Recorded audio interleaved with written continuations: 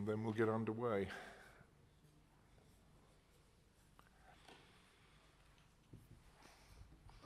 Just for everybody's information, this meeting is being recorded and will be publicly available on YouTube, just so that everybody's aware.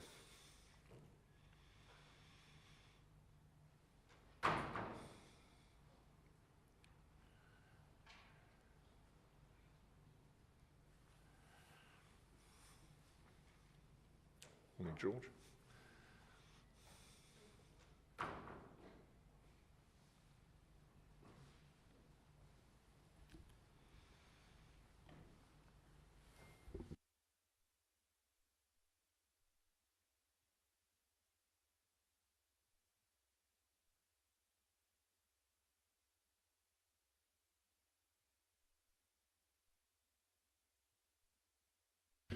Okay, well, good morning, ladies and gentlemen, members, officers, and friends from the public gallery. Welcome, everybody.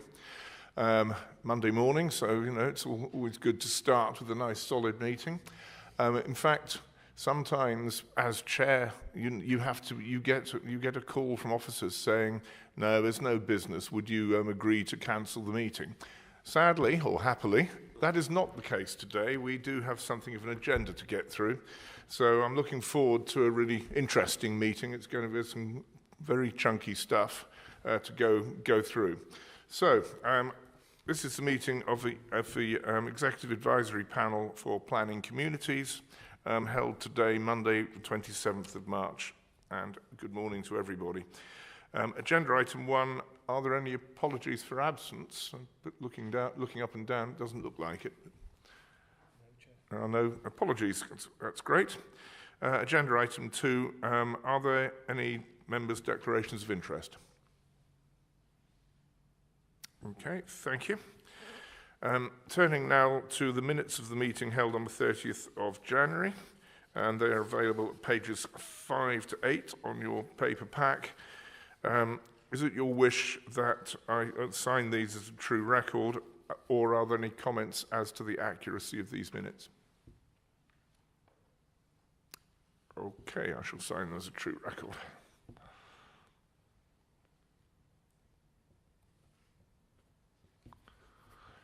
Today.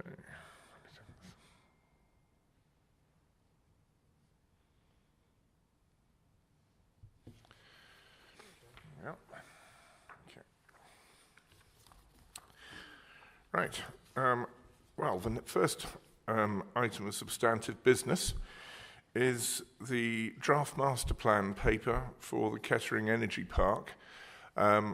Simon Richardson is going to take us through the paper, and we're also going to be having a presentation, as you will see, which is going to be, I think, led by Tony Watkins and Matthew Thomas. Tony Watkins is from First Renewables, I believe. And so, Simon, did you want to introduce and then let the presentation take place, or just go straight to the presentation? Okay. Right. Well, in that case, Tony and Matthew, very good morning to you. Welcome. And the floor is yours, and we'll be very interested to hear what you have to say. Thank you, Chair. So I'm Matthew Thomas from Michael Sparks Associates, who are chartered architects and town planning consultants. And I'm Tony Watkins from First Renewable. So we thought it would be good just to give you a quick sort of update as to how we'd got to the draft master plan. We came to see you all on the 24th of October last year at one of the previous EAP meetings. And we introduced the work that we'd done to the site in terms of opportunities and constraints. For people's refreshment, the site is as outlined in red. So it's at the Burton Wold Wind Farm. We've got the A14, and it sits between junctions 10 and 11, and we've got Findon down to the south, Cranford to the north, and Burton Latimer over to the west. Now, the reason that we're all here today is that we're responding to Policy 26 of the Joint Core Strategy, and that really is the purpose of the master plan, as that policy requires preparation of a master plan to show what the energy park would look like, the constraints that it responds to, and also the boundaries for future development. So since that panel review meeting on the 24th, we went through those opportunities and constraints to tell you the work we'd done to inform the master plan. We then did a website consultation that started at the beginning of November or end of October and went through to the end of November. We then received some responses to that, and that was also inputted into the preparation of the master plan. We also went out to other stakeholders, Natural England particularly, given that we've got the SPA to the north at the gravel pits. And as part of that consultation, we extended the scope of the master plan to consider lapwing because they were seen to be something that could potentially be flying over the site. We wanted to provide some habitat, which is something that Natural England had raised to sort of make sure that there was a resting place for them in the area after the development. We've also been continuing our further highway modelling, so we undertook a great deal to prepare the master plan, and then that's being refined, which will then feed into a future planning application once the master plan stage has completed. So that was a quick recap. I'm now going to hand over to Tony, who's going to take you through some of the key points of the opportunity, and just to again refresh on the concept of the master plan and the energy park. Thank you. So from our point of view, when we're looking at this site, there are two aspects. One is looking at the planning and land constraints modelling, which Matthew will take you through a little later. But from first principles, these are the key things that we've been bearing in mind when we're looking at the opportunity at Kettering Energy Park. Obviously, the declaration of a climate and environment emergency is a key focus, and so that is at the heart of an awful lot of what we're doing in terms of making sure that we're reducing our consumption of raw materials and looking to make the park as sustainable as possible. A key thing for people in commercial life as well as public life is the transition towards net zero. And what that means is long-term commitment. That means that you need to make sure that whatever you are planning to do in the future is resilient, and that you can count on the opportunities such as renewable energy production or the reduction in other emissions. To do that, you need to look at large-scale infrastructure investment, and that means making sure that that infrastructure investment can be spread over many parts of the park, whether they be employment opportunities, whether they be advanced agricultural production. This infrastructure needs to go in from day one to enable anybody to operate there. Now, the energy crisis that has certainly been exacerbated by the war in Ukraine has demonstrated that exposure to significant fluctuations in energy prices damages the economy. What we have here is the opportunity to develop further renewable energy resources and actually maximize the production of what's there through the control of that through energy storage. Food security and supply is always a challenge, and making sure that we can, as many of us will know, make sure that we have what we need on the shelves when we need it is a major strategic challenge for the UK. There are key core opportunities at this park where advanced agricultural production through the likes of hydroponics can actually be focused because of the renewable energy and sustainable production that we have there. The existing infrastructure on the park, as you well know, there are two wind farms that are already there, and we also have implemented the solar consents on site as well. So these are key things that occur at this site, which other sites don't have in terms of looking forward at sustainable development. And from our perspective, mixing that renewable energy production with the ability also to produce net gains in biodiversity on our own site, as opposed to actually offsetting it to other parts of the local authority or indeed the UK, is the first of its kind in the UK. But going back to the point about scale, as we'll show you in a second, that is the key for here, and that provides people with the certainty because of the infrastructure investment to enable them to invest. So we can provide secure access to renewable energy on site. It already exists and it is already implemented. That infrastructure also integrates with the energy network in the area, as we have a major 132 cable that crosses the site, and that will be our node for connection to taking energy off the grid and also putting it back on to the grid. That level of infrastructure provides opportunities for future development, such as energy storage and other technologies that we're considering at the moment, which enables anybody coming to the park to be confident in their drive toward net zero. So with all these kind of developments, we can look at exactly what this means in terms of economic value and development for the local authority. We estimate around 550 jobs in construction of the project. And the reason we can estimate that well is because we understand the infrastructure cost and we know what needs to be developed. We're looking at about £40 million of infrastructure investment from day one. And that is not a small amount of infrastructure investment given the economic climate, but we're committed to put that infrastructure in from the first day of the project. Within the operational phase, we're looking at a target of around 5,500 jobs. Those jobs will be across many types of operations across the park, from agriculture into advanced manufacturing. Those are the kind of areas that we see as key to this park on the basis of the renewable energy and the sustainability features that we can offer. We've been able to look at the investment to the area in terms of construction. It's not a small amount of money, and that is a fixed investment that will stay in the local authority. But crucially, and probably more importantly, is the annual impact this development could have through wages and the supply chain that will support the occupiers on the park. And they're not insubstantially in terms of a direct link to business rates. That's not an insubstantial amount of money as well that can be generated. So from our perspective, we're delighted to have got to where we are now, where we can actually talk to you in more detail about the constraints, the opportunities, and how we see the development going forward.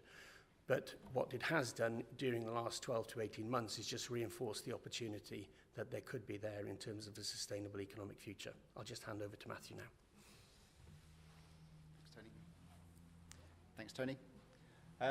One of the things that we've developed through the preparation of the master plan is just a kind of a graphic to try and simplify what we're trying to achieve as much as possible. There's quite a lot going on with the site, but the key principles, most of which Tony has just kind of gone through there, focused around the energy and the opportunity to benefit from the solar, the wind, potentially hydrogen as well.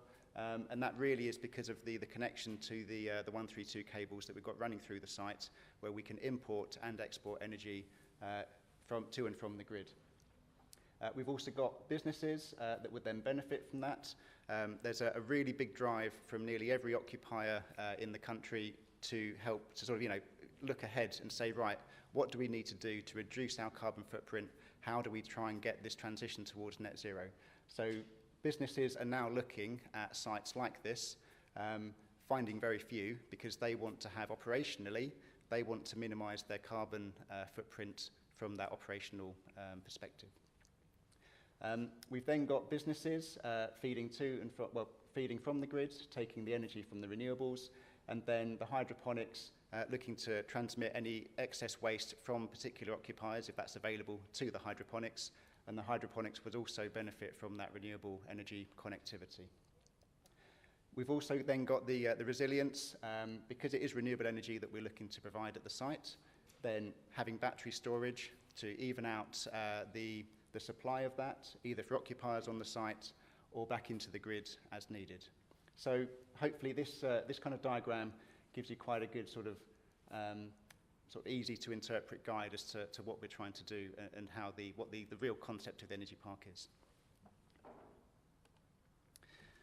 So this is the sort of existing site. So the circles are the existing wind turbines. We've got the dashed line going through the site, which is the 132 high voltage cable. And then we've got the solar farms that have been implemented but not yet installed. And you can see there's a bit of a gap in the one that is just to the east of the overhead power lines. And the idea is that is rationalised to make it a more complete solar farm to allow for development of the site to the east. Now, when we came to see you back in October last year, we sort of went through all of the different opportunities and constraints that we thought were represented by the site. And that clearly showed that the best part of the site for development was to the east, although of course we did have the Roundhouse, which is a grade 2 listed building. So we went through consultation with Place Services, who sort of had ideas about the keeping views towards the roundhouse open. So we amended the master plan to make sure that was available from within the site. And we've also set back development from that perimeter. And the idea is that we've got a kind of open frontage opposite the roundhouse. And I've got a helpful cross-section, indicative cross-section to demonstrate how that would look after development has taken place. So from that, this is a new page you won't find in your handouts. I just added it in this morning. I thought it was quite a good context to show you then what the development boundary would be for the master plan.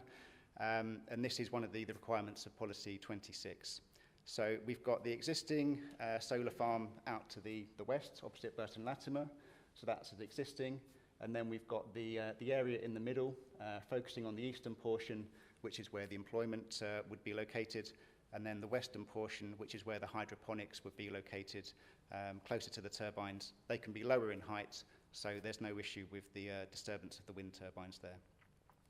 Then to the north, we've got the biodiversity net gain receptor site, and then just to the southeast, the little green hatched area, that's part of the lapwing mitigation site. So there's also a part of that within the other part of the employment site. That can be mixed with attenuation basins. So there's a SUDS feature, there's a biodiversity feature, and there's also a sort of a lapwing mitigate or habitat area to make sure that they've got available land to rest if they need to. So how does that then transform into the master plan and land uses that we're looking at?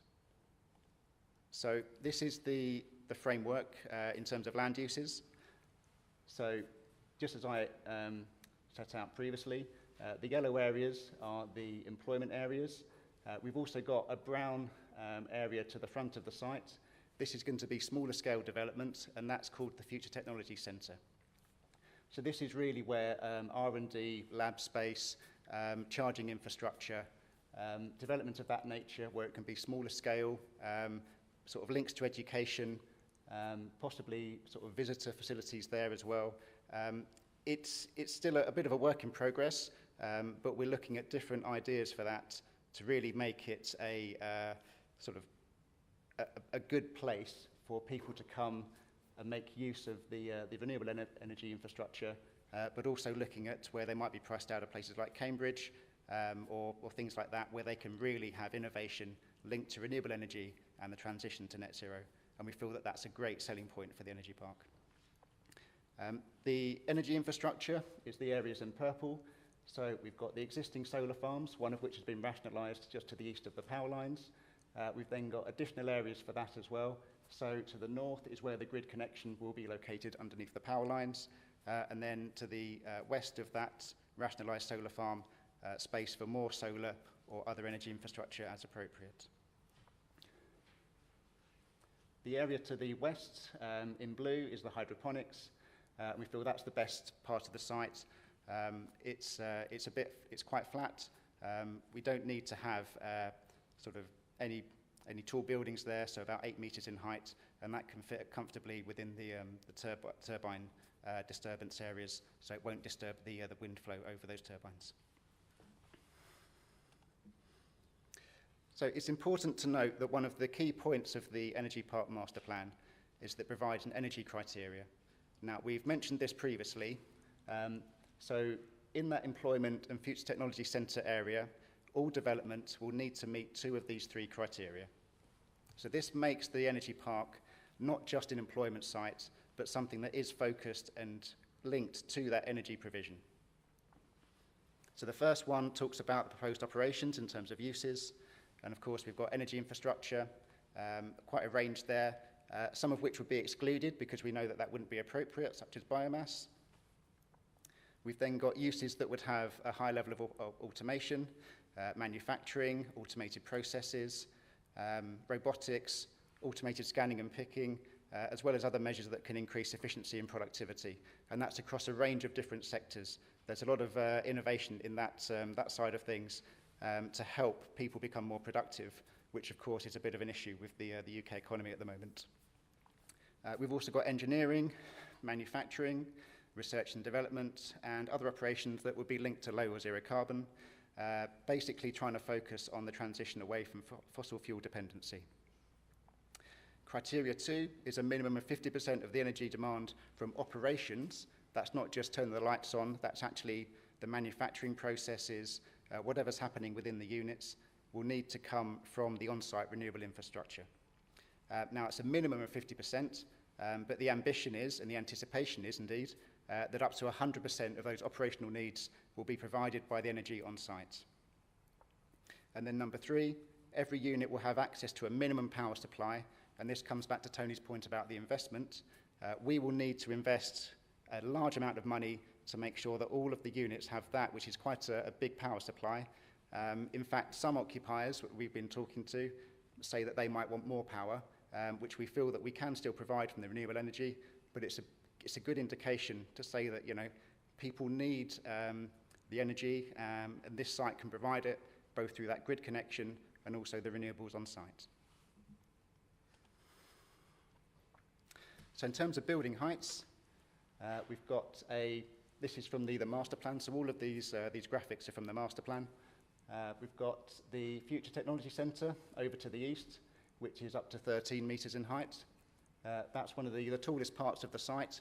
It's quite close to the roundhouse, so we wanted to make sure that that was not taking anything away from the roundhouse and would actually sit well in its setting. We've got the smaller area of employment land to the south of that, which is up to 18 metres, and there's also a very big green wedge between there and the roundhouse. And again, I'll come on to that cross-section to illustrate how that looks in a minute. The rest of the employment area, apart from the bit to the far west, is up to 30 metres in height.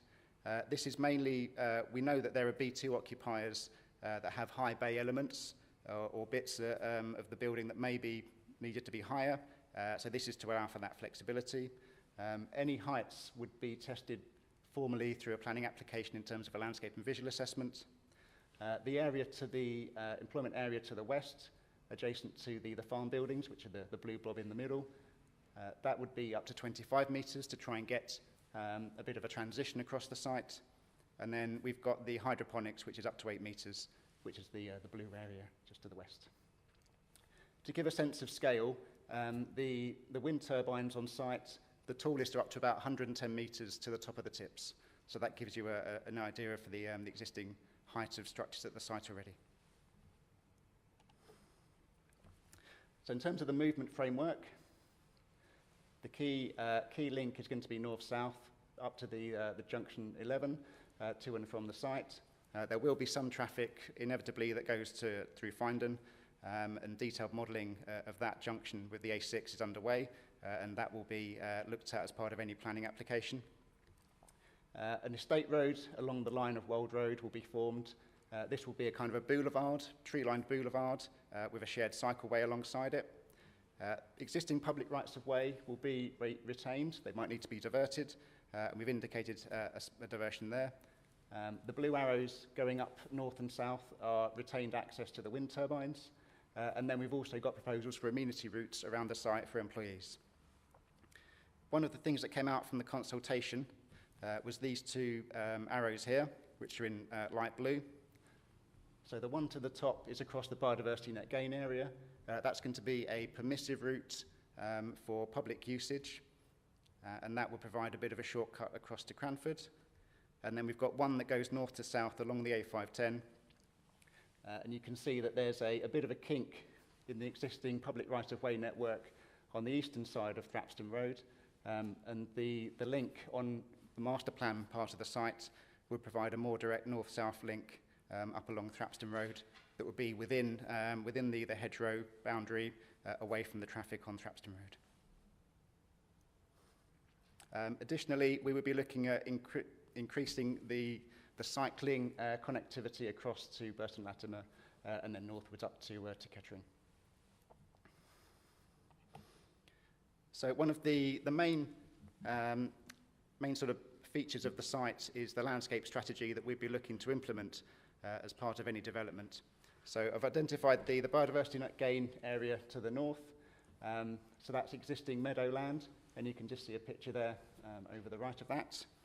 with that lovely title called Description Automatically Generated, just to let you know exactly what's going on there. The areas here in green are the existing woodland and copse areas that we'd be looking to maintain. The only area there would be some loss of trees, which is to make the development happen, is to get the form of access roughly where that hand is. And there are some existing plantation woodland areas there that were implemented as part of the wind turbine development. But then we'd be looking to supplement that with additional landscaping around the site as part of the biodiversity and drainage strategy, and also looking to incorporate bunds to elevate planting around the boundaries to increase the screening effect of that landscaping. Excuse me. Views towards the roundhouse would also be maintained from within the site. So the landscape strategy, there might be trees and shrubs in the way, well, not in the way, but within that view, but buildings would be away from that cone as we had agreed with Place Services. So these are the cross sections I was talking about. So the first one at the top shows the tree-lined estate road that we're looking to put in. So carriageway, grass verge, shared cycleway or footway, one side or the other, and then landscaping towards that kind of estate road area, and then the development plots would be apart from that. To give you a sense of what that could look like, the visual on the right-hand side shows that tree-lined kind of estate road heading down towards the wind turbines. The cross-section at the bottom, we've got the roundhouse over here, Thrapston Road, where that lorry and the car is.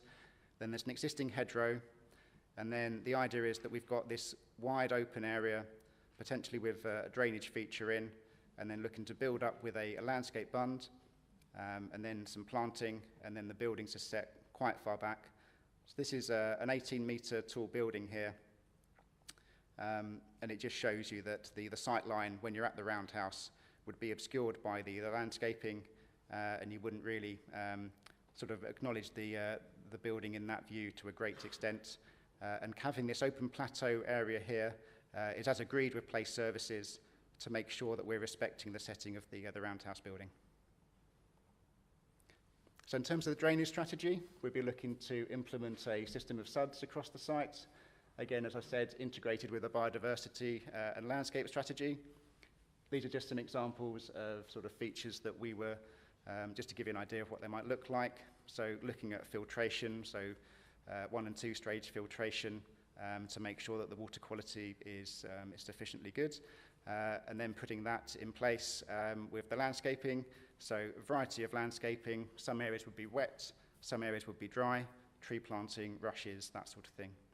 And that would all discharge to then existing water courses at the site at a rate of control, discharge rate that was agreed with the flood authority and the drainage board. So all of the work that we've done would then lead into some sort of framework. Now, we've called this the master plan framework. This is essentially the key elements of what we've sort of worked on over the last, how many years is it, Tony? I think it's about 9 now. 9 years for Tony, about 3 years for me. And this is sort of the parameters plan that sets out where we are looking to respond to Policy 26 and then what any future planning application would need to respond to. So it has the development area, which is that kind of beige area, the Future Technology Centre in brown, energy infrastructure areas in the purple, hydroponics in the blue. The yellow triangle you can see going towards that red blob just over here. So we've got the roundhouse in red and then this view cone. So that would need to make sure that any buildings are located outside of that view cone. And then we've got strategic landscape buffers around the edge, indicative landscape going within the site. So the green arrows don't show the only landscaping that could be formed within the development plots. That's just to make sure that there are these key linkages across in terms of biodiversity, wildlife corridors, and drainage features as well. And then we've got parts of the movement framework within there to show where the key routes are as well, and also the potential diversions for the public rights-of-way. Of course, any public right-of-way diversion would need to go through the formal process, so even though it's put on here, doesn't mean it's set in stone. that have to go out to consultation at the right stage. The lapwing area is then down here. So as you can see, as I mentioned, it's not just that little bit. That was the extended area that we incorporated following Natural England. It goes quite a bit way into the site, potentially incorporating the drainage features to cater for the development. So we've broken the areas down into particular zones. So the energy, we've got the ability to import 40 MVA. Then there's the generation and export of up to 65 MVA from the site.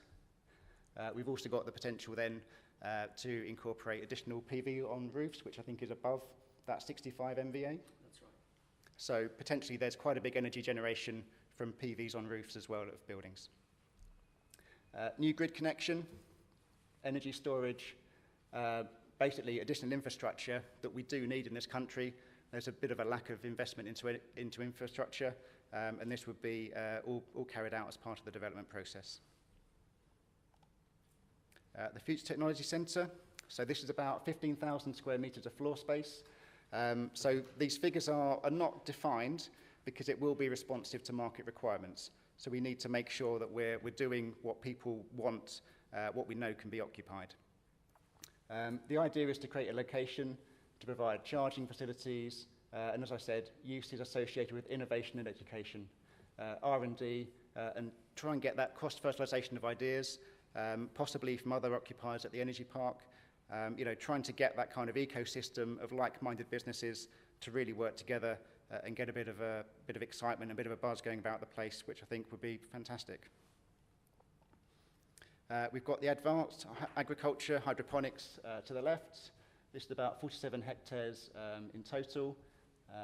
The maximum floor space, we don't know because there are lots of different types of hydroponics out there. So again, it would be subject to operational requirements. The biodiversity net gain area, about 16.4 hectares to the north. And then we've got the employment zone north, which we feel can accommodate up to 235,000 square metres of floor space at the site.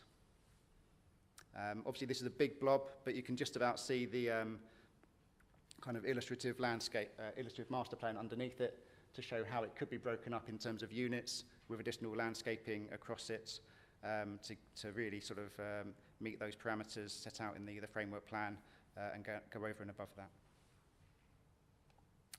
And then we've got the employment zone south, slightly smaller, up to 140,000 square metres of floor space at that part of the site. So in terms of design principles, these were some of the precedents we've been looking at. Again, we would need to sort of bring this forward in conjunction with Northamptonshire Council, Place Services and other consultees. But we just thought this was quite a good flavour of some buildings that the practice have undertaken. The one up to the left is quite interesting. That's Bourne, the Bourne Quarter, which is outside of Cambridge, but they had quite a few people going there or interested there because they were being priced out of Cambridge for life sciences and kind of pharmaceutical development. And they've got one of the first occupiers took a pre-let and they took a larger unit than was expected because of the issues with availability in Cambridge. So people are waking up to the fact that there are other opportunities out there. It's not just Cambridge for that kind of use. In terms of the fabric of the building and construction, we're targeting BREEAM Excellent, an EPC rating of A, as I said, more PV on the roof space. Buildings would be energy efficient, water efficient, with a flexible building form so that as wide a variety of people can go into the unit. Obviously, if we have an operator that says, I'd love a unit, build it for them, but making sure that as far as possible, if they do move out, it can then be repurposed for somebody else. The other key factor is, of course, energy usage monitoring, which I think is going to be quite important for education and seeing what lessons can be learned from the energy park going forward and for other sites. So in terms of delivery, just wanted to cover that, of course, the master plan is a stage in the journey. It's not fixing everything right now. It's showing the future direction of the development. So any future development would, of course, need to be backed up by planning permissions. So supporting reports a wide range. I've got a potted selection here. So acoustics, air quality, heritage, landscape and visual, transport, biodiversity net gain, archaeology, some of the key ones. But there'll be many more that we would need to actually provide to make sure that we've covered all the issues satisfactorily in any planning application. There will be planning conditions and Section 106 agreements to make sure that we're trying to give you that sort of implement the vision as has been agreed. So highways works, as I mentioned, we've got new site access off the A510, junction works potentially down by the A6. That would be subject to the detailed modelling that's ongoing. We've then got the public rights of way, permissive and cycle routes to implement as well. A key point that came out of the consultation was the community fund. So there's one that's already been established for the wind turbines, and we'd be looking to replicate something similar, maybe not exactly the same model, but something that would provide some capital money to local communities excuse me, to undertake sustainability and energy efficiency improvements in their areas. Employment and skills plan, landscape management, and of course biodiversity net gain as well. So to get to the sort of a form of development that we feel ticks all the boxes in terms of energy efficiency, layout, placemaking, we would always have a design code that supplemented the planning application as well. And that would be informed by the National Model Design Code as set by the government. So just to sort of be clear as well about the process. So the master plan, I've said, adopted July 2023, which is our line of best fit at the moment. That's obviously subject to the consultation that we go through for the master plan.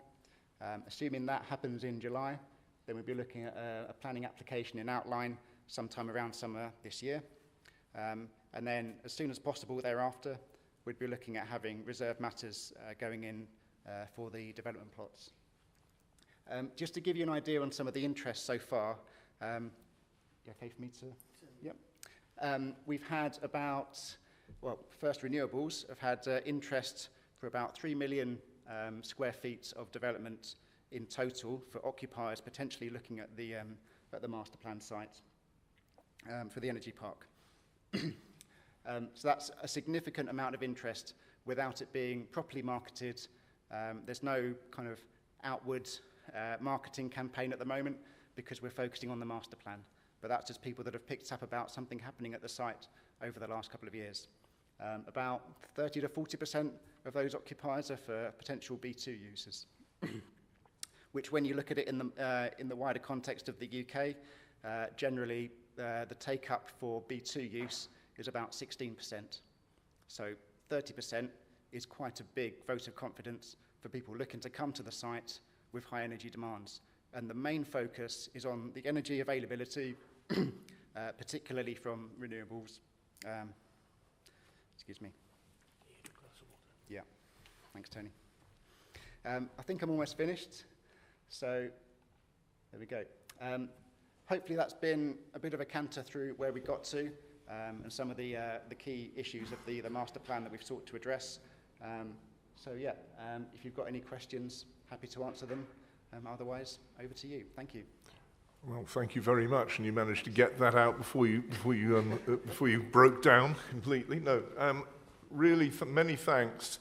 That was a really fascinating presentation, and it's interesting to see the amount of work that's gone on since we first had this discussion way back in October. I've filled a whole page of interesting notes on this, but I'm going to throw it open. Are there any questions or observations? Mark, then Stephen. Yeah, thanks, Chair. It was a question just on the last comment about 30% B2 interest. How much interest have you had from B8, please?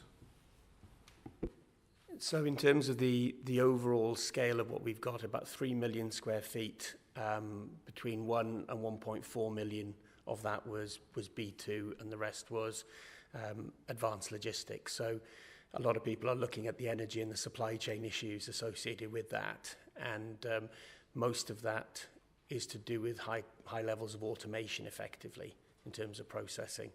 One thing that's worth pointing out is that the interest levels tend to sort of travel across the planning designations of what businesses are. So people who are interested in hydroponics are also interested in the, chilled or refrigerated packing and storage for onward distribution of their goods as well.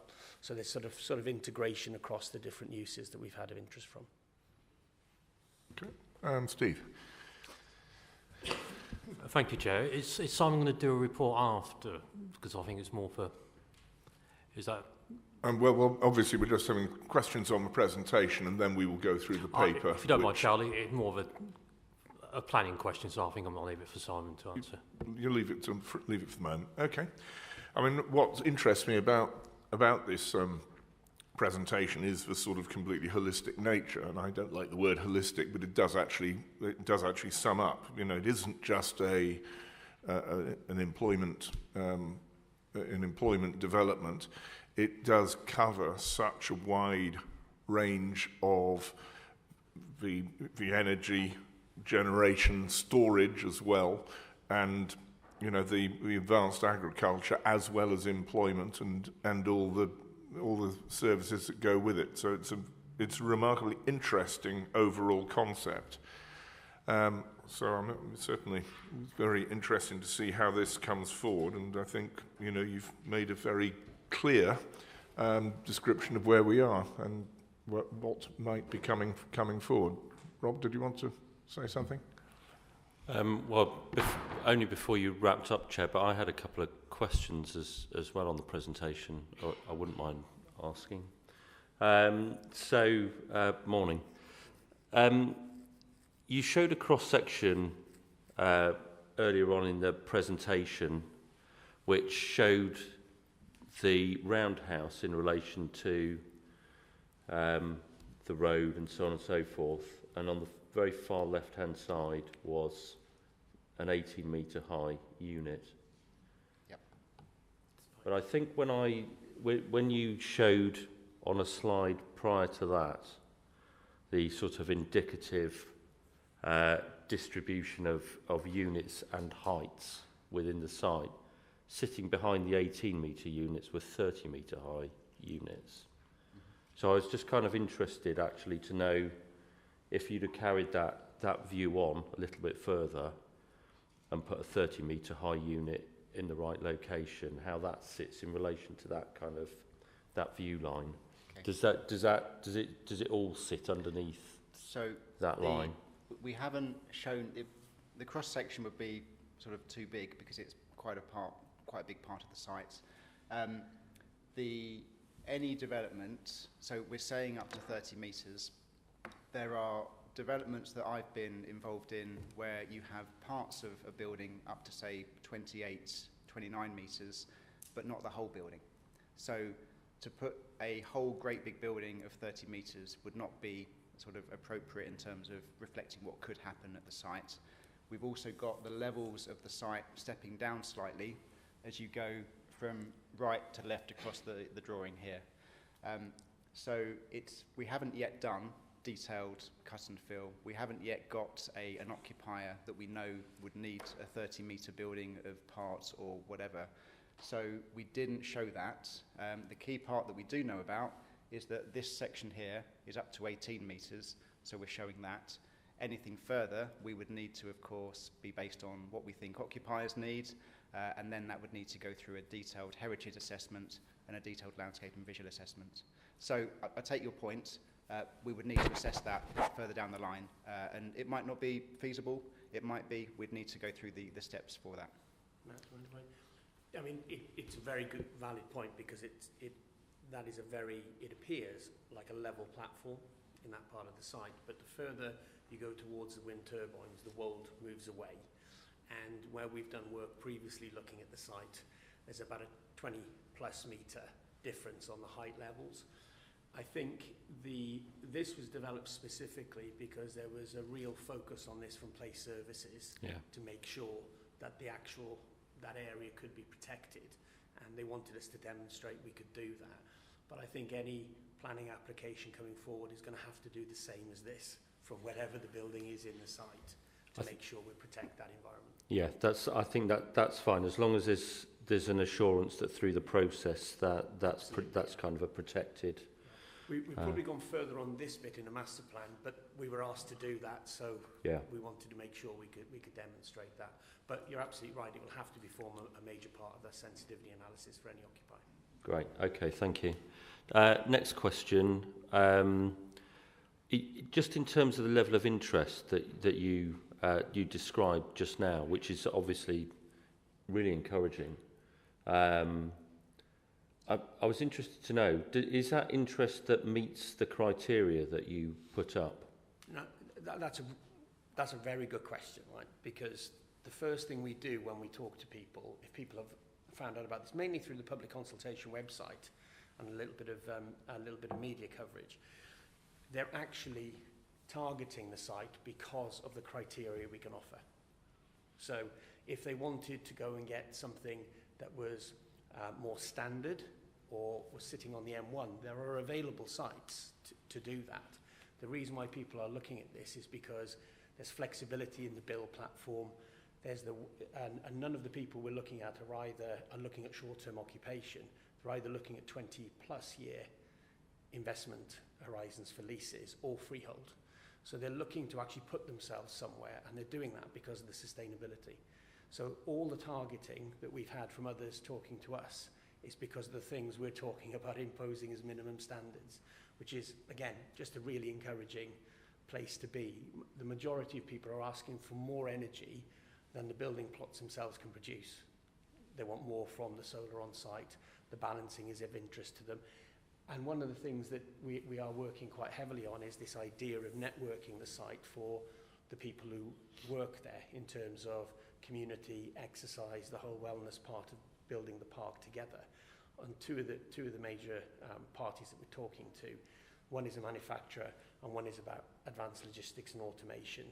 Both of them feel that they can't encourage workers unless they have that kind of balance in their in the employment area. So that's become quite an interesting feature of it, is that we're being targeted for the things we set ourselves as minimum standards as a value for occupation. Thank you. And actually, it segues nicely into two other questions I had. One was actually around that kind of more campus style of development, where actually employees working on this site have the ability to access within it, things like a gym or a day nursery for kids or whatever it might be, and whether or not there was any thought about that. And my other question was around the criteria and the 50% minimum in terms of uptake of renewables, which kind of, I suppose my gut feel was that felt a little bit unambitious. And I suppose based upon the inquiries and what you've just described, Tony, I wonder whether it is, because you seem to be suggesting that actually people want more renewable than arguably the site could potentially produce, which I suppose just brings back that question around why is it 50% and not something a bit higher? Intermittency is the answer to that question. So because it's not if you had a biomass plant on site, you could guarantee 100% renewable energy all the time that plant's operational. With wind and solar, you can't always guarantee that. Now we're trying to provide an opportunity for a balancing storage operator to come on site to try and balance out when we produce too much, and then can offset that to the shoulders when obviously at night the solar is less effective. So those are the things that we're dealing with as well, is we're trying not to plan to a mathematical point where you could fail because you just haven't got the right level of renewable security, shall we say, to people. So a lot of the people who are interested in the sustainability are doing so because they've been turned to the right thing because of the costs in their business of energy. And when they look at the right thing, which is renewables, the downside of renewables is security, is can I guarantee that energy production? My plant needs to operate all the time. And that's why that grid connection is really, really important, to be able to guarantee if the renewables aren't there, then the grid is there to supply that. So it's absolutely not meant to be unambitious. It's meant not to catch the model out, because it's all about sustainability of supply. So we can't guarantee supplies at night from the solar, for example. So it's all about that kind of activity, to be honest. Thank you. That's it. Thanks, Chair. Thank you very much. I mean, it is a very interesting scheme in the sense that it's thematic, isn't it? Because you are inviting like-minded businesses to come into this facility, and it's also interesting that, well, where are we? We're not very far off, halfway between Oxford and Cambridge. And while the Ox-Cambridge arc has been something we've been chatting about for many years, it is going to be something of an exemplar development with its focus on innovation, with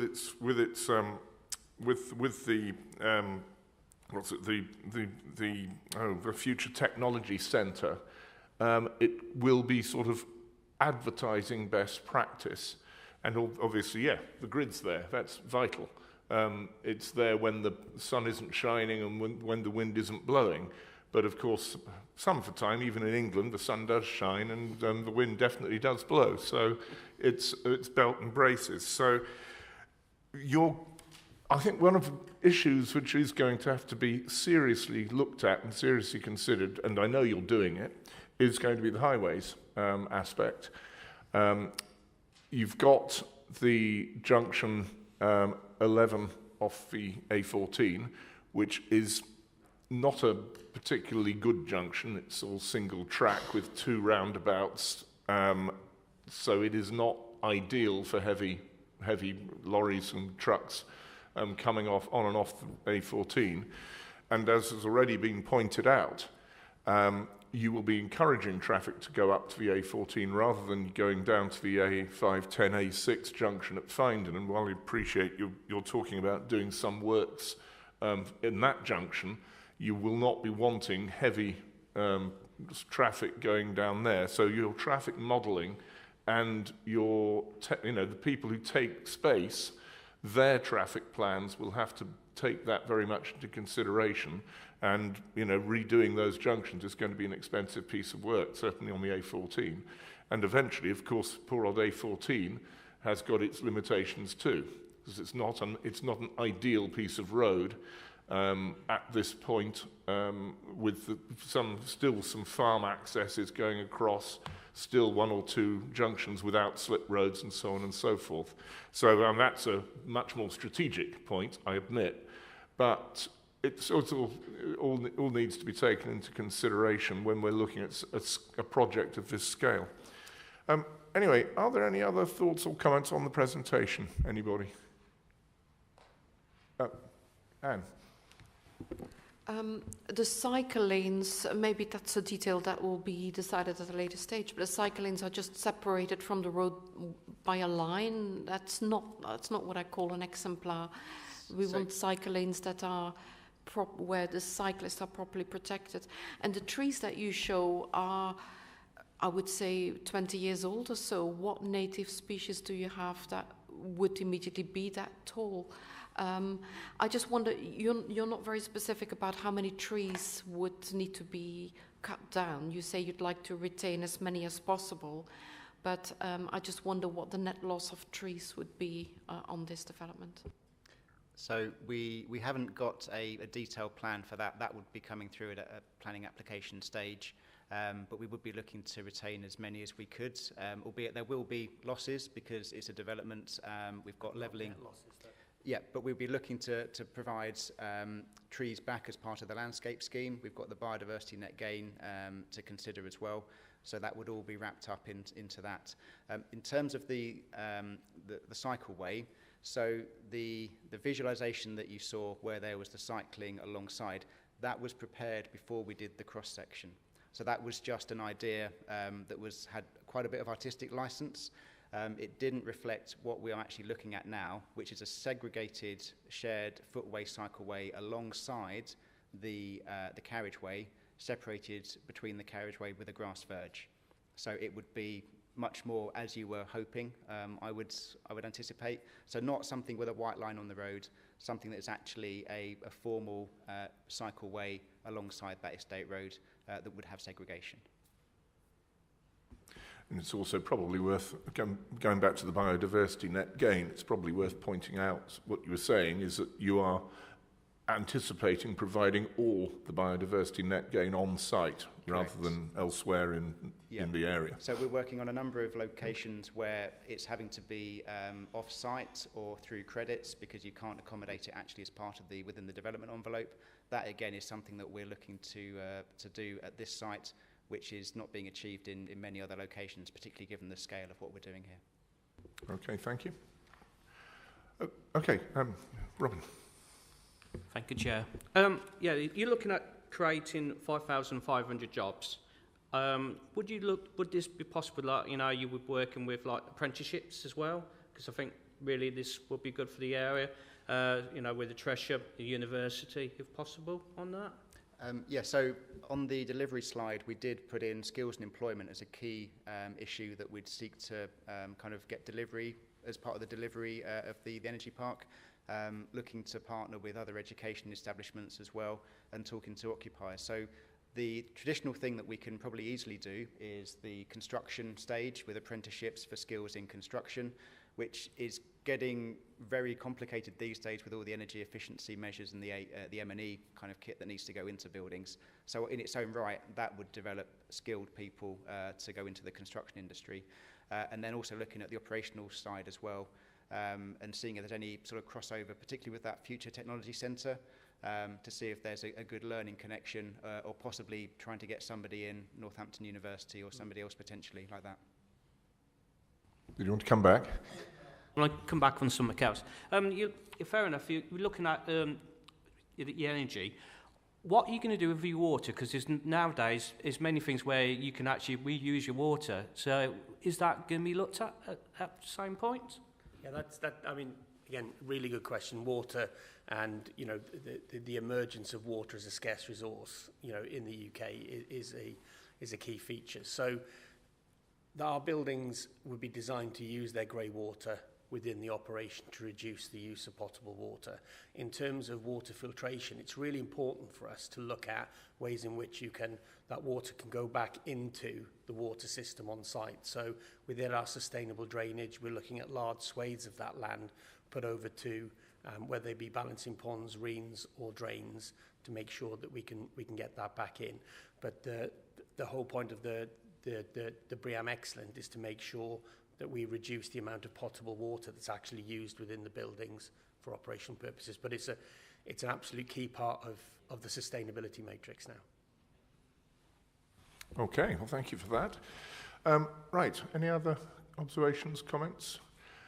Okay, well, obviously that has, I think, very well summarised the vision that we have been presented with.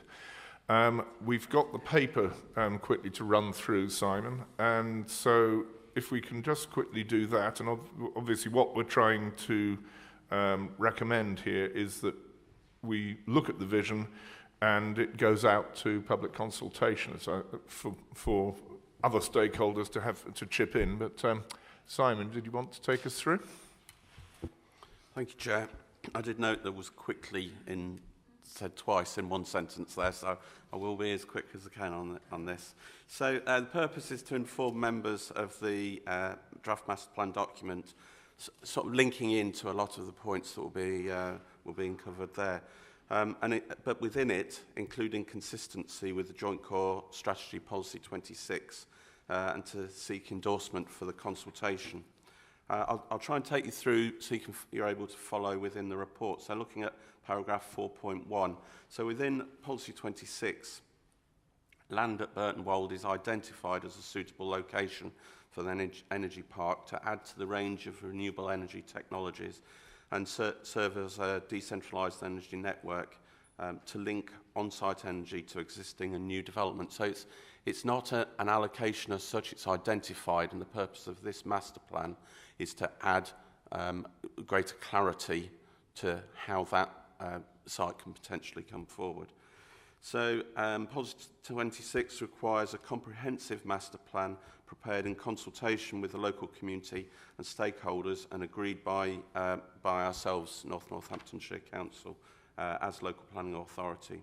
So over the page, the figure 1, which provides the detail there, and I'm proposing to align each element of the work that's been and being undertaken to each of those criteria points there. So at 4.2, the report will consider whether the draft master plan document meets the provisions of policy. An improved master plan document to inform future applications and provide the promoters with a tool in attracting developers and employers is one key element of this piece of work at this stage in the creation of the proposal.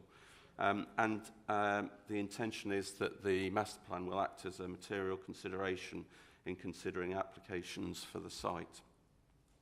So picking up on those points of conformity with Joint Core Strategy Policy 26. So firstly, picking on the community and stakeholder engagement element. It's made clear that a comprehensive master plan is to be prepared in consultation with the local community and stakeholders, and you'll have heard some of the lengthy discussions and consultations that have already taken place to get to where we are now. The promoters and landowners have been working closely with the council and external stakeholders over the course of 2022 and 2023. Just to cover the ground, I know there was some points being raised around place services. So for clarity, in this instance, place services is a consultancy. It's based at Essex County Council, but it's a consultancy that offers design advice, detailed advice on some of those technical issues. In our case, so they've been used for the heritage advice and for the landscape advice. So we've been drawing in those specialist expertise to give us confidence and challenge to the proposals that come forward. The Council engaged stakeholders from both internal and external to the organisation to review and inform elements of the evidence base, covering archaeology, ecology and highways, and then the point around place services on landscape and heritage matters, as well as the Wildlife Trust and Natural England. At 5.4, an initial round of consultation was undertaken by the promoters in introductory briefings held with local stakeholders. So included within that were meetings at various town and parish councils. So those are detailed at 5.4 and include Burton Latimer, Findon, Cranford and Woodford parish councils. As I indicate, they were largely introductory meetings, so it's providing early sight of the issue as an issue, I suppose, but also providing the opportunity for those town and parish councils to input their own thoughts and their ideas as to where they would expect to or like to see the scheme proposals developing.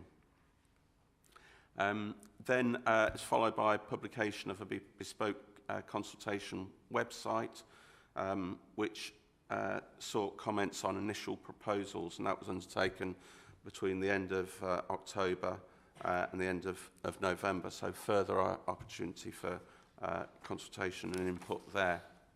So in summary, it's considered the promoters have undertaken the required level of consultation with the local community and stakeholders and can demonstrate how feedback has shaped development of the draft master plan document. This report will discuss how the draft master plan responds to each of the criteria relating to Kettering Energy Park. So we've got so far with that consultation, but as you're aware, there's further consultation. This, I suppose, is the more significant because it provides greater detail and so the potential for greater input to the issues. So if I run through the criteria identified within Policy 26, so criteria 1, define development boundaries. So paragraph 5.9, land at Burton Wold denotes the location of 2 operational wind farms. The capacity is 36 MVA. These wind farms are supplemented by an unimplemented consent for solar farm which could generate an additional 40 MVA. This baseline position provides the context from which the draft master plan document and land use proposals within has been developed. So it's fundamental to this scheme proposal. Section 15 and 16 of the master plan document addresses the policy requirements to define the renewable low carbon technologies and land uses to be developed on the site. So there's 2 zones proposed which will serve as the focus for new employment activity on the site. That, as indicated, employment zone north and south. And this details use classes E, looking at research and development light industry, B2 at general industry, and B8 warehouse and logistics across both north and south areas. Alongside the consented solar farms, a new point of connection to the existing overhead power lines to allow the import and export, and that was taken through by the promoters. So this smooths the flow across the grid and increases both resilience and energy security, a significant attractor it would seem to be with this site and this site offer. So then paragraph 5.12, section 15 again, also introduces proposals for a future technology centre and hydroponics area, and then a location for biodiversity net gain, all issues that have been covered off there. I won't cover, I'll try to cut down some elements so that I'm not covering the same ground. Hydroponics area covers 47 hectares and will comprise of specialist glass houses. Section 16 highlights the potential for hydroponic systems to be powered by the on-site renewables in combination with a business which generates excess heat. So again, in terms of sustainability, it's seeking to use every element of energy and not see that energy is wasted energy and has a use and purpose. It's considered that the master plan proposals address the element of policy 26 in terms of outlining potential technologies and land uses. It's important to re-emphasise the lack of detail regarding the scale of cold stores, a B8 warehousing offer associated with the hydroponics area, which may downplay the overall scale of B8 development. And I think you'll have heard that the promoters are adding shape to the scheme proposal as a whole, and the master plan is the big element in there. So the allowance for some flexibility so that it's not prejudicing further ideas and proposals is something there that's a theme for consideration. So at this stage, it's not necessarily setting clear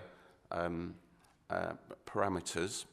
The master plan is giving an indication as how it may shape, and those clear parameters will come through subsequent planning applications, and they will be the critical elements for adding that definition.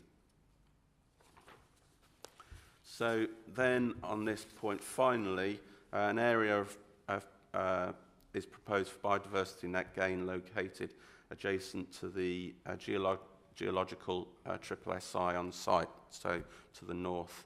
Biodiversity net gain area on site proposes a minimum net gain of 10%, but this is to be bettered wherever or whenever possible. So taken together, the draft master plan document meets the provisions of Policy 26 in respect of Criterion 1.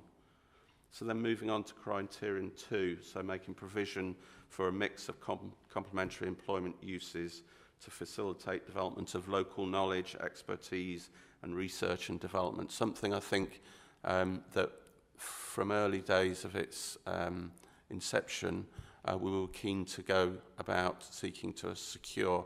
I know my language, not necessarily everybody's language, but it was always the case that we wished to see the site come forward as an exemplar scheme, not a standard employment site within this location. So we'll seek to explore that. So the draft master plan document outlines that use classes B2, so general industrial, B8 warehousing, and E research and development light industrial are considered complementary development typologies on the basis these make use of the renewable energy at the site, particularly where a high energy demand user is present. It's that critical element around the energy. At section 16 of the master plan, an employment uses energy criteria set out, and that was shown and described on the board there. At this stage, we engaged with SEMLEP and with the Southeast Energy Hub for their specialist input and advice. So they were involved in helping to create that criteria. So they were established to ensure that future on-site occupiers have high energy demands or are associated with the transition to a low-carbon economy or society. So these criteria should provide a basis to secure uses on site which align with the requirements of Policy 26. At Employment Zone North, a maximum floor space of 235,000 square metres is identified. A maximum anticipated building height of 30 metres is outlined. And in the southern area, a maximum floor space of 140,000 square metres identified. A maximum anticipated building height of 21 metres is outlined. So at section 16 of the master plan, clarity is also provided on the potential weighting of uses. It's clarified that there has been a considerable demand from B8 occupiers in recent years for larger sites, although it was of interest when you consider the scale that was being indicated in terms of B2 interest in the site as well. So looking for them to have larger sites which have a good power supply and the ability to reduce their carbon footprint during operation. It's proposed within the draft master plan that circa 70% of the proposed floor space would likely be weighted towards B8 use. The draft master plan appears to constitute a predominantly strategic scale B8-led proposal, which is not considered to wholly comply with Policy 26, which does not allocate the site for such uses. The draft master plan also highlights the potential for cold stores. If cold stores were to come forward, this would represent further B8 development on site, which would be in addition to the future, the figures presented. I think the issue there is that there's, within Policy 26, there is some flexibility. The policy was worked up in 2015, so a little while ago now, adopted in 2016. So at that time, for this site, there wasn't the clarity there to be able to foresee the issues that are being explored here. So it's useful in this instance to go about testing and exploring those elements. So those are those figures there. So although it may not comply wholly, there isn't a great deal of detail within the policy for it to necessarily need to comply to. But I want to be clear to members so that there's an awareness, a clear awareness as to the detail and the extent of the proposals before us. So then section 22 of the draft master plan sets out the circa 550 jobs directly supported through construction and 5,500 jobs during the operational phase. No detail is provided on the distribution of these jobs. Furthermore, in paragraph 5.23, there's some more figures there. Those same figures were highlighted earlier in terms of financial investment in infrastructure and the likes. The draft master plan also highlights the potential to secure the training and skills package, and we've received question and response on those same issues. So businesses locating to the site will be encouraged to offer skills and training opportunities for employees. It does, from my citing, seem to be something that significant major strategic employers are turning to far, far more because of issues in the jobs market at the time. So it's a sensible thing, and something I think that seems to be more the case that we're able to rely upon. So this would all be secured via Section 106 agreements. These proposals have been developed in the context of Policy 26. If they were to proceed at the scale outlined, there could be implications for the development of the strategic plan. So these details are coming forward ahead of the next round of the strategic plan. So this was a policy that was created in the period 2011 to 2031. We're now moving into the early stages of the review of strategic policies, and we'll cover the period 2021 to 2041. So there will be some crossover elements of consideration there. But we're at a stage, I think, where the strategic plan is at that early stage, and we are able to consider those proposals beside each other as we're moving through over the coming few years in developing the strategic plan. This site alone would constitute a significant amount of new logistics floor space in the context of wider need, with a likely implication for being that the need to identify additional logistics sites will be reduced across the area. So that issue around if this is able to absorb some of that need, then there's therefore the need through the strategic plan. There's not the same extent of need for new land to go about being identified. Land at Burton Wold was not identified as a strategic site for B8 development in the Joint Core Strategy. That detailed definition wasn't within the policy. Such uses at this location have never been tested, particularly relative to other sites allocated in the Joint Core Strategy. So there is that gap, but we're moving through a twin process there. Notwithstanding these concerns, the draft master plan does provide a justification for the site uses proposed in relation to the existing and proposed forms of renewable energy, particularly where end users have a high energy demand. The draft master plan is also considered to address the need to facilitate development of local knowledge, expertise, and research and development. So overall, it's considered that the draft master plan document broadly covers off the requirements of criteria 2 of Policy 26, albeit there remains concerns as to the inclusion and scale of potential B8 operations within for the reasons flagged. It's essential that the Council retains the flexibility to assess the future proposals through planning applications, and that's the proposal moving forward.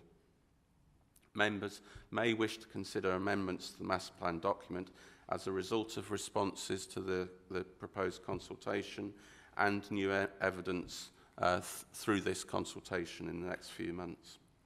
So that was the conclusion on criteria 2. Moving on to criteria 3, and that's to demonstrate how the proposal will contribute towards meeting the energy needs of existing and planned development and employment uses associated with the site. So a renewable supply of energy already exists at Burton Wold by virtue of the wind turbines, and this is to be further supplemented by existing consents for solar arrays. Cumulatively, this infrastructure provides the opportunity for on-site occupiers to make use of renewable energy, and also direct connection to the national grid in the event of backup energy is required. The draft master plan makes a clear significant interest has been expressed to the site from potential occupiers. The draft master plan seeks to retain flexibility with occupier requirements flagged as a central determinant as to the future scale and layout of buildings. Energy efficiency is also flagged as a key factor in reducing on-site energy requirements with the targets that all new buildings on site will be BREEAM Excellent and have EPC ratings of A. So I think in that instance where there's the aim from our own interest and enthusiasm, but also that of the promoter to aim high, as high as we're able to. In terms of how the proposals will contribute towards the needs of existing and planned development, the promoters have considered this issue at section 23 of the master plan and make clear that they consider the opportunity to make these linkages has been exhausted. The Council is in a general agreement with the promoters that the opportunity to link the energy to the developments named in policy has been exhausted. So that in particular is the development off Junction 10 of the A14 and also Hanwood Park. The draft master plan flags the potential for a community fund, and this is an area where the proposals could contribute towards meeting the energy needs of planned and existing development. Such a fund could be used to contribute to energy efficiency measures and reducing carbon emissions in the local area. So at section 21, it is outlined that any such fund would take the form of an annual financial contribution to local towns and parishes to support local initiatives and projects related to energy efficiency, sustainability and the move towards a low-carbon society. So that in essence is something that the wind turbines has been operating for a number of years now and has operated successfully, in that a community fund has helped to contribute to proposals in terms of sustainability and energy there. So then finally moving on to criteria 4, creating a model for zero carbon energy through the installation of exemplary energy efficient standards in buildings. So this is covered by section 18 of the master plan. It provides a summary of the proposals in relation to sustainability. All new buildings on site will target BREEAM Excellent again and have EPC ratings of A. Additionally, it's proposed that the solar PV will be included in the roof space of new buildings where possible. The promoters consider these approaches will minimise the energy required in daily running of new premises and could facilitate future business activity to be 100% powered by the renewable energy created on site. I think that theme is something that this council and previous councils have been particularly interested in and enthusiastic around. Solar PV on roofs. It seems if you're able to go about securing it and delivering on it, it seems to optimise the roof space for a useful purpose. So on the basis of high fabric efficiency plus the provision of additional renewable technologies on site, considered that these proposals do represent a model which provides a pathway for zero carbon energy. For this stage of development, there appears to be sufficient detail to suggest this policy requirement can be met. So that's each of the criterion. I'll quickly cover off next steps. So if this draft master plan is endorsed for consultation, promoters intend to undertake a 7-week consultation on its content, following which the document shall be amended as necessary. It's timetabled that an additional report on the responses to the consultation should be taken to a future EAP, and we've sought to include an additional meeting on the 12th of June. Following consideration by the EAP, it's intended that the document be forwarded to the appropriate committee for approval. I believe that to be the Strategic Planning Committee in its current form, but we'll be able to provide more detail on that as we progress. In terms of consultation, the period has been extended, as I say, for beyond the 6 weeks that's required. That primarily because of the numbers of bank holidays. I'm not complaining about bank holidays, but we're accounting for it within the proposed period.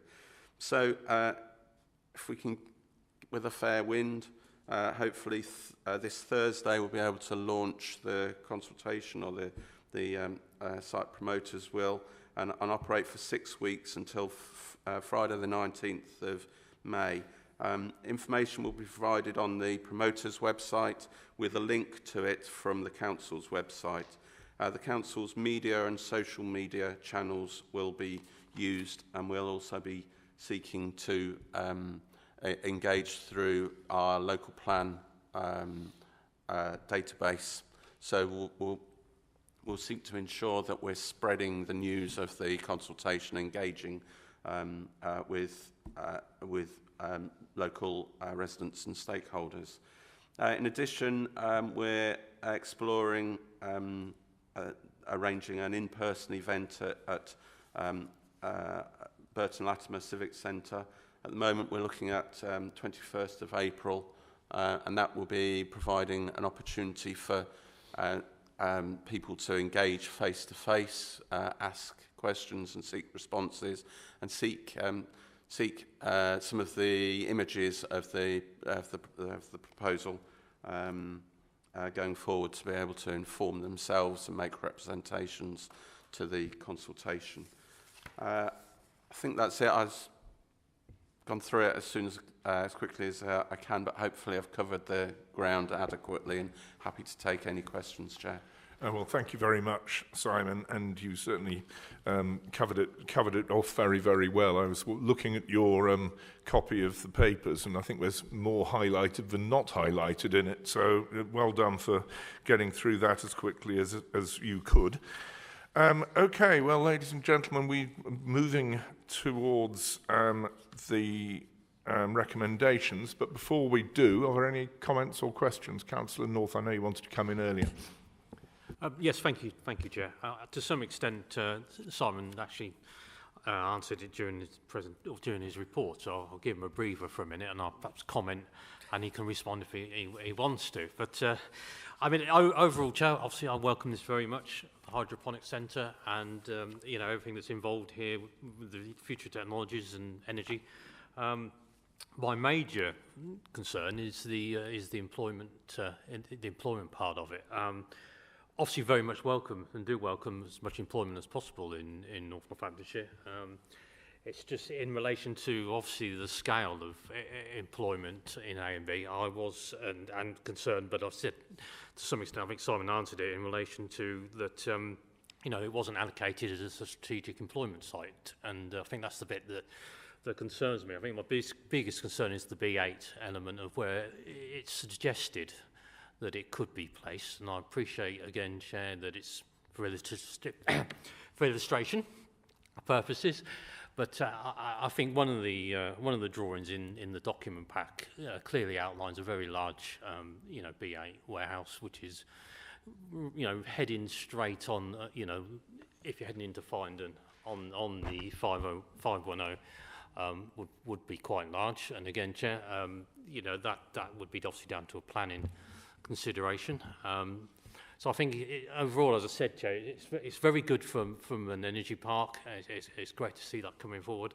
But we haven't adopted core spatial strategy. This wasn't allocated as a strategic employment land. It's clearly coming in as a very large strategic employment land. I think the paper says that there'll be little need for future logistics with the future strategic plan. So that just shows the scale of the possible logistics, and we know there's still logistics need in North Northamptonshire. So I think, as I said a couple of times already, Chair, don't get me wrong, I'm very much welcome the energy park, welcome this. My biggest concern is we seem to be bypassing the core spatial strategy with actually putting in a large new employment area into surrounding area 5, and I appreciate we are obviously heading for large-scale consultation, but obviously normally when we do a Part 1 plan, we would look at all the highways and the suitability of such a large piece of land next to a town and next to the infrastructure. And I think putting this in and bypassing to some extent the Part 1 plan, it does leave open. We have to be very careful, in my view, just how much B8 actually ends up on this site. And again, Chair, we have talked about aspiration as a council, or generally as an aspiration for employment, and I obviously note the employment numbers, But for the criteria of this in relation to the automation for the B8, that obviously the criteria is very high on the automation part. Again, what I would be disappointed to see is some large B8 size scale buildings with very little employment, because although it meets the criteria for automation and the energy park, that doesn't deliver, in my view, the kind of jobs. And as you also know, Chair, there is a great deal of concern around the amount of B8 in North Northamptonshire, but again, I appreciate that's down for planning decisions rather than planning policy. So obviously Simon can come in if he wants, but that's probably more of a statement from my point of view. Okay, well, thank you very much, Steve, for those comments. And you will be the first to know that I've been banging on, both in this council and elsewhere, about the need for a balance of employment uses throughout Northamptonshire, let alone North Northamptonshire. I guess it is a bit encouraging, is it not, that the number of inquiries that the promoters have currently received for B2 use is quite significantly higher than would normally be expected. Now, how that translates into the development of this project as it moves forward is, of course, going to be an interesting discussion. And as you say, it'll be, down to planning permissions, development management in the end. But I think you do make a good point, and I think it's important that it is taken on board to have as wide a mix, because if it were only to be B8 uses, it would be probably a shame, because I think that the vision we've got before us is for this balance of all the energy production and storage and the advanced agriculture and so on. It would be a shame if all the employment were in one specific theme rather than a mix. That's only just my tuppence worth. Are there any other comments or observations? Mark? Thank you, Chair. I'd like to reiterate actually what Councillor North has said here. I think the idea is really, really good. We had this come to us in October. And I think the gentlemen have done a fantastic job over the time. But, we did say back then that what we're looking for, it's not just the employment side, it's that diversity. It's not land that was allocated particularly for B8. It concerns me that we're looking at over 70% here of B8 warehousing on this site, and well, it does say it, and additional if there's cold stores, and I think that's not acceptable for many, many reasons. I don't think it's acceptable from a highways perspective. I'm staggered to see that the highways have done research on this and seem to think there's going to be no issues at all. There most certainly is. I don't know how you can even do any sort of form of consultation on highways if you don't know what's actually going there. I'm really pleased to see that we've got upwards of 30% of B2 use and that people showing a lot of interest. And I believe for me that that's where we wanted to see this site originally. We wanted to see more of the Cambridge type people coming here, not just a load more B8 warehousing. That was the whole point of this energy. The demand for an energy centre is one of a kind, as you've indicated here. There's going to be plenty of demand for it. It doesn't have to be filled with B8 warehousing, I'm afraid. I think there's going to be plenty more demand for this as an energy centre and a site. And I think that's where we should be looking for it. And therefore, listening to what Simon is saying, it really does not accord to the criteria that we've been on about.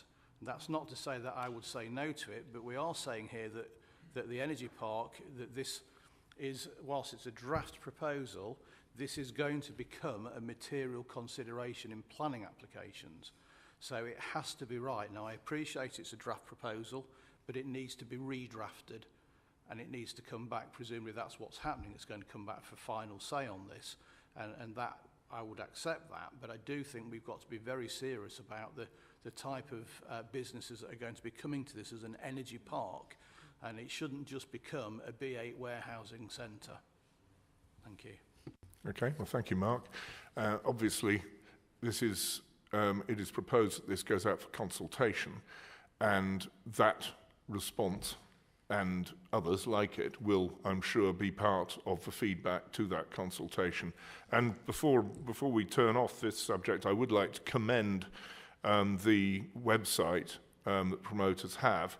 It's quite comprehensive, and obviously it will be important to use that as a tool for any consultation feedback that is coming along. And as I say, we are looking at the 7 weeks starting pretty much now.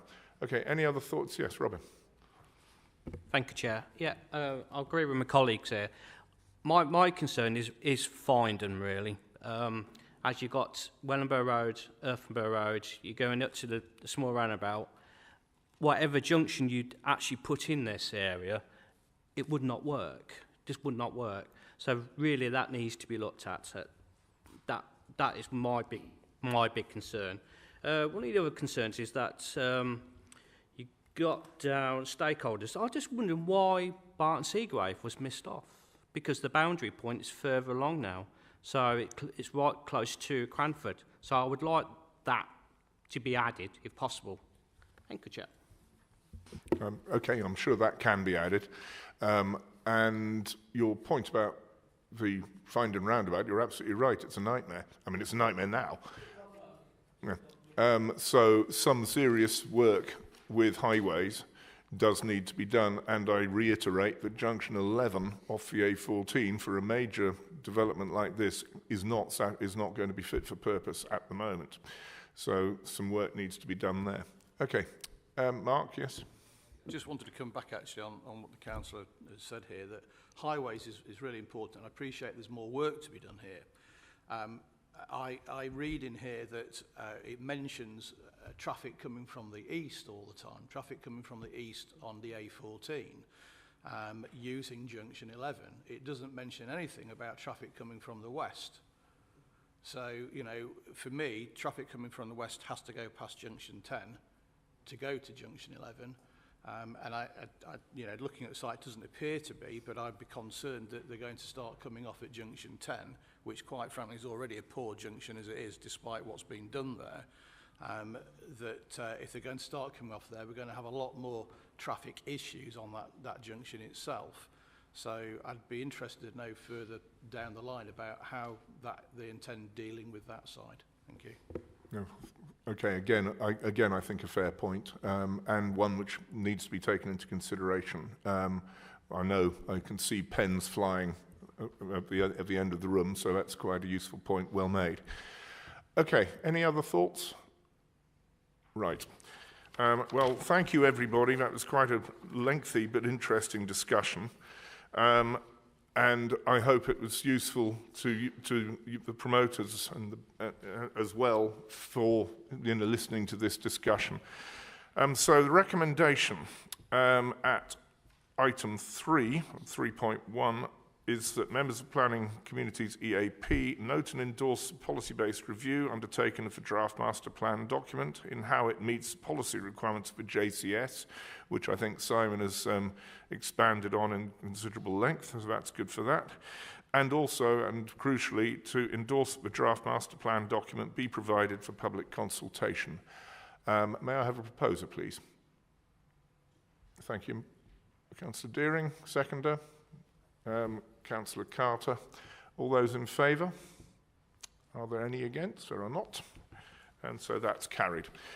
So before we move to the next item, I'd just like to thank Tony and Matthew and the Beattie family for your contributions, for taking us through a very interesting concept. And we look forward to seeing you in the future. So that's that item gone, and obviously you're welcome to stay, but if you'd like to slide off, that's fine too. Right, thank you. Right, well, we've still got 2 papers to go. Does anybody need a quick break, or are we happy to plough on? 5 minutes.